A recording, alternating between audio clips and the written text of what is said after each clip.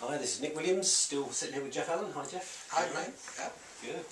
So we thought we'd have a little conversation about, I call it resistance, you call it kind of personality attacks, but often when people want to take a significant step towards a more meaningful life, an authentic life, a higher purpose life, they kind of get inspired, and then the next thing that happens is they start feeling bad. Yeah. And for a lot of people that doesn't make sense. It's like, well, why? How come? Yeah. What's your take on that? Well, I think we all got to recognise there's two parts inside each one of us. Part of us that wants to be brilliant, and there's so many different ways of calling that. Your soul mind, or your higher mind, your Buddha mind, all those things. And then there's another part of us that's believes in separation and believes that we're safer if we don't shine, and that we should distance ourselves from the people around us. And we're gonna. They're having a hell of a fight. When you side with one and you really, start dedicating yourself to your purpose and your mission in life, you've got to know the other one's going to go nuts. It's not going to lie down and let you go off and do that. But some people even need to understand that, don't they? Yeah, yeah. It's actually the natural kind of part, or I say natural, it's normal, I don't know about natural, but when you go for something high purpose in your life, you're likely to experience ego attacks. Oh yeah. Absolutely, but you know how it is. Some days you have one day where just everything works, and you know what's going to happen before it happens, and you think of somebody, and the phone goes. Every decision you make seems to be the right one.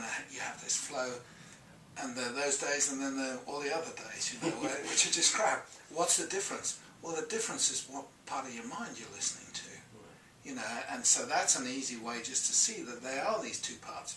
How come you have these good days? How come you have these bad days? It's obviously something to do with you. It's not about other people. But that's a great thing for people to understand, I think, is that we've got at least two parts to our mind, and we have a choice about which one we listen to. Absolutely. Because I think some people don't even realise that.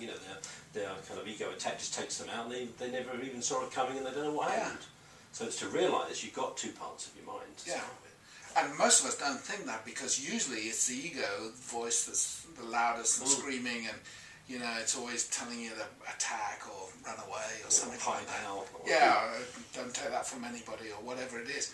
And that's always the first one. And of course we've listened to it so much we don't realise there's another choice.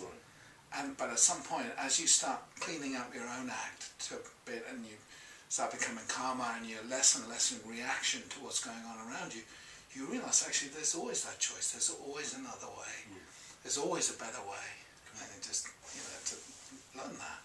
So how do you help people kind of listen to their own soul, wisdom, higher mind? How do you help people do that? Well, I think it is that thing about really it's growing awareness. And growing awareness, you do that basically through two ways. One is through forgiveness, and the other is through choice. So it's learning people to actually choose to learn about it, and then choose to choose. You can go a long way down that one. And the other one, of course, is forgiveness, because every time you forgive, it's like part of your mind comes back together. It's like you start growing stronger, and forgiveness lies at the heart of everything. And we just need to learn that lesson. And I think some people kind of also need to understand. I think I did. That's one of the things that I learned from you and from Chuck over the years. Is just behind all of this is a fear of our own giftedness. Oh yeah, no, that's a lot of the resistance is against our own giftedness and our own love and our own brilliance. Oh yeah, no, we're terrified of our purpose, that's for sure. So we actually conspire against ourselves, really. Oh, absolutely, and we buried that part deep in our unconscious mind, where with all the other stuff and anger and rage and all the rest of that soup.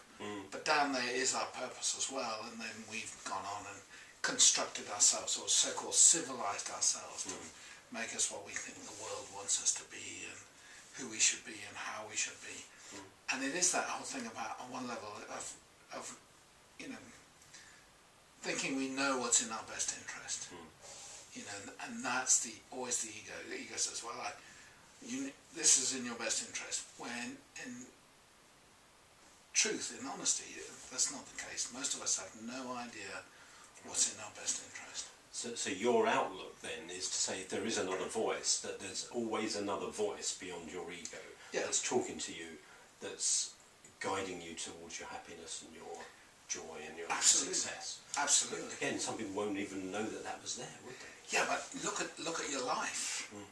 You know, and a lot of people go, I really know what's going to make me happy, and they go out there and do it, and it doesn't make them happy, and they're still struggling to make themselves happy, and you're going, well, isn't it time for another strategy? And the strategy might be not always listening to that first voice that tells you about what's going to make you happy. I find that very inspiring, just to know that there's a voice that is talking to us all the time, that is guiding us, that we're not alone in a way, and that I find comforting. Yeah, absolutely. And I think that's why we live in a safe world. It's a safe world because it's totally consistent. When you do it right, it works out right. When you do it wrong, it doesn't work out. And then if it's not working out, you've got to know you're doing something wrong. You know, you're either listening to the wrong voice, or you've convinced yourself you're right about something you're not right about. And that's the thing, we just need to learn to surrender from those things. Okay. You know, we need to allow ourselves to be guided, to be taught. You know. Yeah, no, I just think it's a lovely idea. To just remember that's always available to us. And the more, as you say, we clean up our act, the more we can be available to that guidance, that being led forward. Yeah.